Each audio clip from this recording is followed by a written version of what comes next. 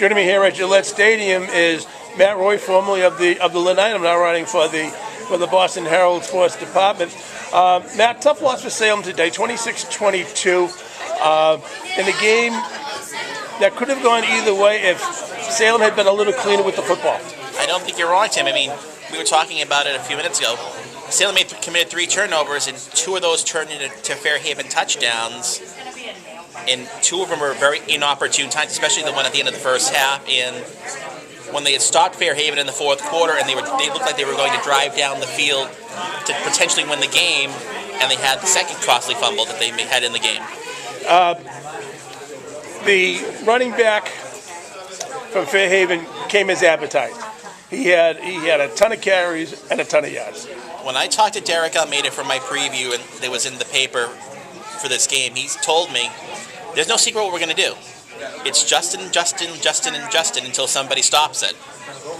In this case, he got the ball 46 times, a Super Bowl record, and Salem didn't stop it.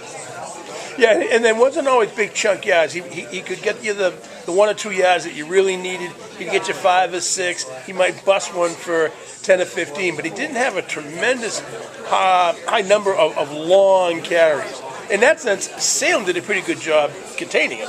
As good as they did a job containing it, it wears on you defensively. They ran the ball, I believe, 74 times in the game.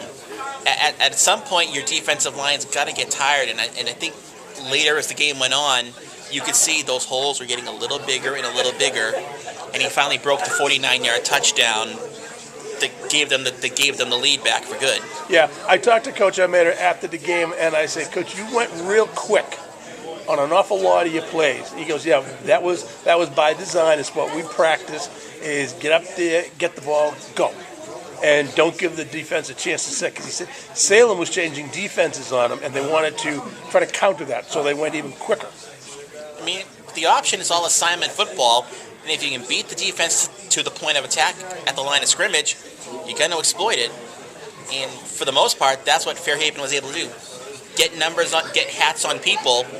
That offensive line, they don't get talked about a lot, but they were outstanding.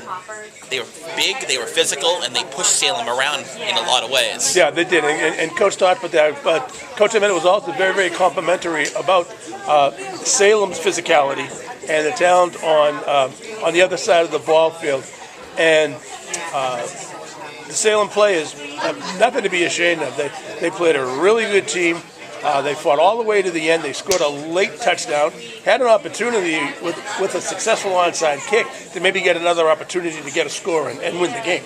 They had a great year. They won 10 games.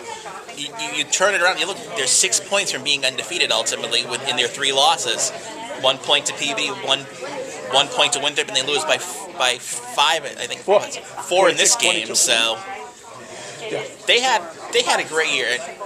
If you didn't enjoy watching Devontae Ozuna and Corey Grimes go to work, you weren't a football fan. They were a fun group to watch. Yeah, they really were. And it was good to see Salem come back.